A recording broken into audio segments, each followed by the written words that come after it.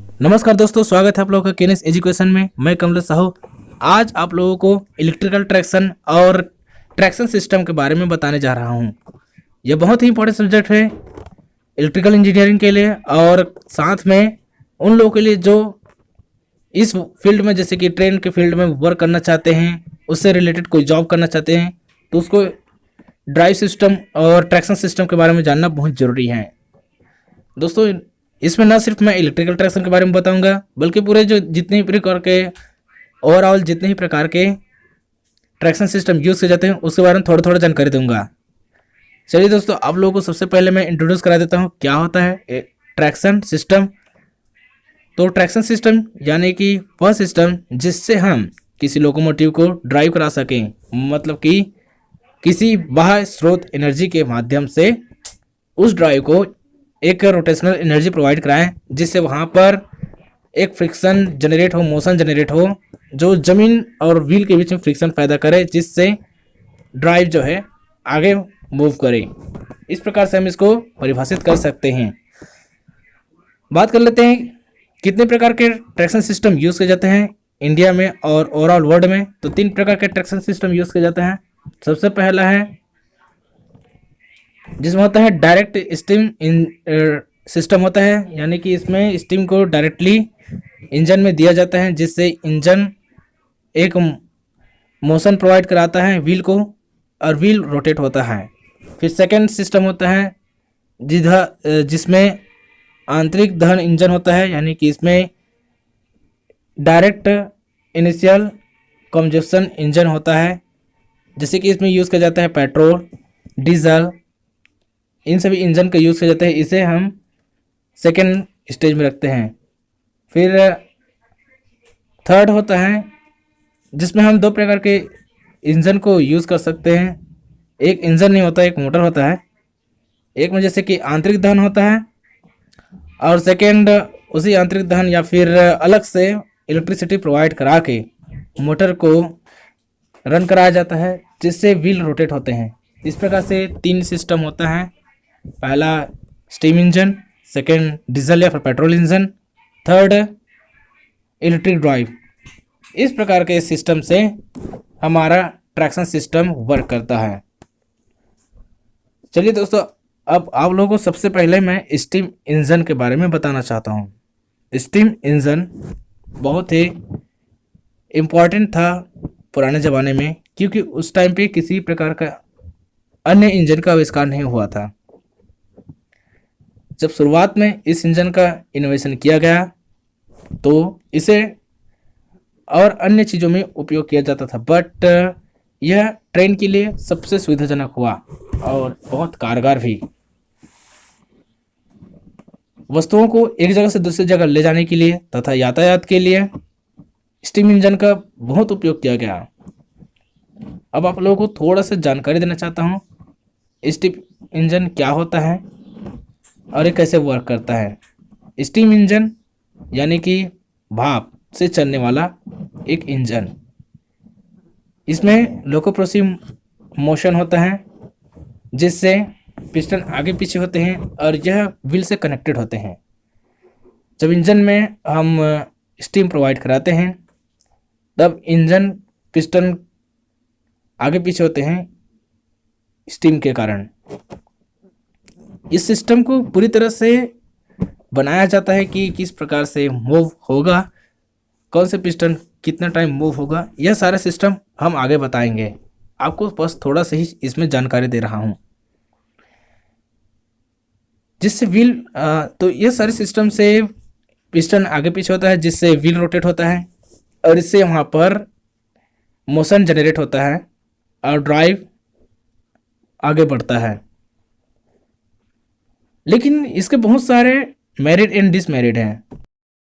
Merit या फिर advantage, इसका सबसे पहला एडवांटेज है कि इसको सिंपली डिजाइन किया जाता है। इसके इंजन को इतना अधिक ज़्यादा उसमें वर्क नहीं करना पड़ता।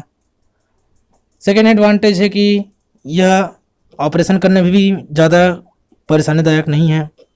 इसको आसानी से ऑपरेट किया जा सकता है। इसकी मेंटेनेंस भी आसानी से किया जा सकता है। इसके साथ ही साथ इसके स्पीड को भी आसानी से कंट्रोल किया जा सकता है। इसमें बहुत ज़्यादा प्रॉब्लम नहीं होता और यह कंजम्पशन नहीं करता, बहुत ही कम कास्ट पे चलता है। इस तरह से इकोनॉमिकली यह एडवांटेज व्हील है या फिर ड्राई है। बट डीमेरिट बहुत सारे हैं इसके, जैसे कि ये सस्ता है लेकिन इतना अच्छा नहीं है। तो चलिए मैं आपको डिसएडवांटेज इसके बताता हूँ। इसका पहला डिसएडवांटेज है, इसमें पानी की आवश्यकता निरंतर बना होता है, क्योंकि हम इसमें स्टीम जनरेट करते हैं। स्टीम जनरेट करने के लिए हमें वाटर की रिक्वायरमेंट बहुत अधिक होता है, लगातार इसको स्वच्छ पानी देना होता है, जिसके लिए अन्य साधनों की हमें आवश्यकता होती है, अन्य चीज़ों को रखते हैं। जैसे कि अगर हम इंजन की ही बात करें तो वहाँ पर हमें अलग से वाटर टैंक रखना पड़ता है, पाइप रखना पड़ता है, मोटर रखना पड़ता है, तब कहीं जाकर ये बॉयलर में पानी प्रोवाइड करा पाते हैं। सेकेंड डिमेरिट ये है कि इसमें बॉयलर का यूज़ किया जाता है जो हीट प्रोड्यूस करता है, और बॉयलर बहुत ही डेंजरस चीज़ भी है, इससे कभी कभी फटने का भी डर रहता है। डिमेरिट यह है या फिर डिसएडवांटेज यह है कि इसकी इफ़िशियंसी बहुत कम होता है, यह बहुत ही कम इफ़िशियंसी प्रोवाइड कराता है, जिससे बहुत सारे एनर्जी का लॉसेस होता है। इसके अलावा और बहुत सारे इसके डिमेरिट्स हैं, जैसे कि चौथा डिमेरिट यह है कि इससे एस जनरेट होता है, जो न सिर्फ वातावरण के लिए बल्कि बोगियों के अंदर बैठे व्यक्तियों के लिए भी और अन्य सामानों के लिए भी गंदगी उत्पन्न करता है। इसमें बहुत ज़्यादा वर्कर का रिक्वायरमेंट होता है, इसमें बहुत ज़्यादा मशीन लगाए होते हैं, बहुत सारे पुर्जे होते हैं, जैसे कि वाटर टैंक होता है, स्टीम होता है, वहाँ पर स्टीम जनरेटर होता है, बॉयलर होता है, फर्नेस होता है, पाइप लगाने पड़ते हैं, स्टीम इंजन अलग से लगाना पड़ता है, व्हील को जोड़ने के लिए बहुत सारे पार्ट्स को लगाने पड़ते हैं। इस प्रकार बहुत सारे इसके पार्ट लगाने पड़ते हैं, जिसके कारण इसकी जो स्टार्टिंग इकोनॉमिकली खर्चा होता है वह बढ़ जाता है। यह सबसे डिमेरिट बात यह है कि यह पूरे दिन भर में सिर्फ 11 घंटे ही अपना सर्विस प्रोवाइड करा पाता है। 11 से 14 घंटे तक ही इससे सर्विस लिया जा सकता है। इसके एक और डिमेरिट यह है कि यह स्टार्ट होने में बहुत टाइम लगता है, क्योंकि जब तक बॉयलर में वाटर गर्म नहीं होगा, स्टीम नहीं बनेगा, तब तक हमें फ्यूल के रूप में मतलब कि इंजन को एक पावर नहीं मिलेगा, स्टीम नहीं मिलेगा। जब तक स्टीम नहीं मिलेगा वह स्टार्ट नहीं होगा। इसकी एफिशिएंसी भी बहुत कम होता है, इसके साथ साथ इसका स्पीड भी बहुत कम होता है, लिमिटेड होता है। इसको हम बहुत ज़्यादा स्पीड में नहीं चला सकते, ये इसकी इंजन की लिमिटेड है। इसके अलावा और बहुत सारे डिसएडवांटेज है, जैसे कि इसका जो पुर्जे होते हैं वे बहुत जल्दी ख़राब हो जाते हैं, क्योंकि यहाँ पर सिर्फ रोटेशनल मोशन जनरेट नहीं होता, उसके साथ साथ वाइब्रेशन होता है। यह वाइब्रेशन लोकोप्रोगसिव के कारण होता है, और वहाँ पर अन्य पुर्जों के हिलने से अलग अलग प्रकार के वाइब्रेशन उत्पन्न होते हैं। इसके अलावा इसके पुर्जे जल्दी ख़राब हो जाते हैं बॉयलर के कारण, और अन्य चीज़ों के कारण उसके भार बहुत बढ़ जाता है, जिससे लोकोमोटिव का गुरुत्व केंद्र भार बढ़ जाता है। और जब हम किसी ऐसे पॉइंट पर ट्रेन को मोड़ना चाहते हैं जहाँ पर अपकेंद्री बल उत्पन्न हो, तो वहाँ पर ट्रेन जो है गिरने की संभावना अधिक होता है, ट्रेन एक्सीडेंट होने की संभावना अधिक बढ़ जाता है। इसको तीक्ष्ण मोड़ पर रफ्तार से नहीं मोड़ सकते हैं, और बहुत ज़्यादा इसमें चीज़ों का यूज़ करना पड़ता है, जैसे कि वाटर के लिए अलग से स्टोरेज बनाने पड़ते हैं, एस के लिए अलग से स्टोरेज बनाने पड़ते हैं, कोल के लिए अलग से स्टोरेज बनाने पड़ते हैं, और एक अलग से फर्नेस भी बनाना पड़ता है जहाँ पर निरंतर वर्कर काम करते हैं। डीजल लोकोमोटिव या फिर इलेक्ट्रिक लोकोमोटिव में एक दो व्यक्तियों से काम चल जाता है, लेकिन स्टीम लोकोमोटिव में हमें दो तो फायरमैन रखने पड़ते हैं जो लगातार फर्नेस में कोयले डालते रहते हैं। इसके अलावा एक या फिर दो ऑपरेटर रखना पड़ता है जो ट्रेन को रोटेट कराते रहे।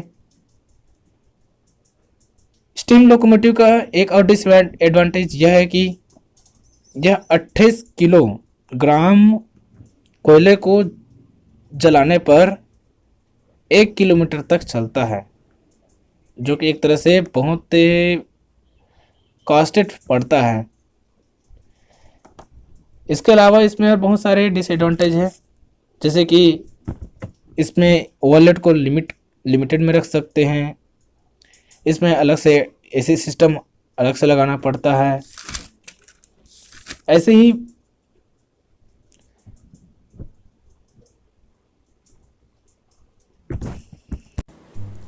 इसका एक और डिसएडवांटेज यह है कि यह वातावरण को बहुत ज़्यादा पोल्यूट करता है, न सिर्फ धुआं से बल्कि इसमें ऐश उत्पन्न होते हैं।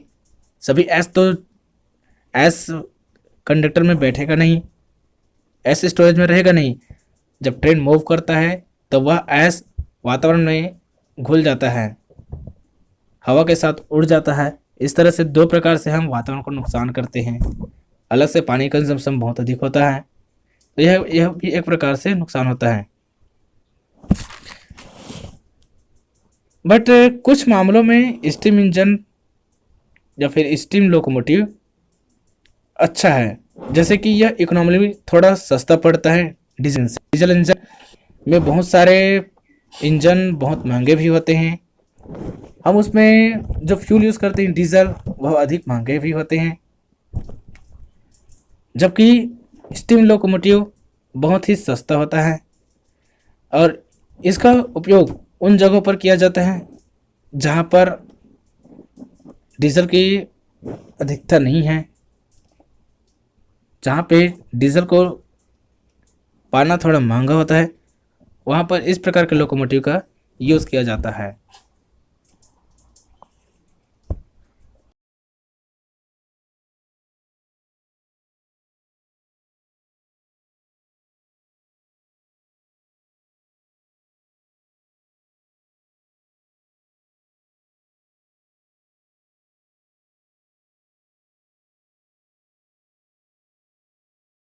तो इस प्रकार दोस्तों आज आप लोगों ने स्टीम लोकोमोटिव के बारे में जाना।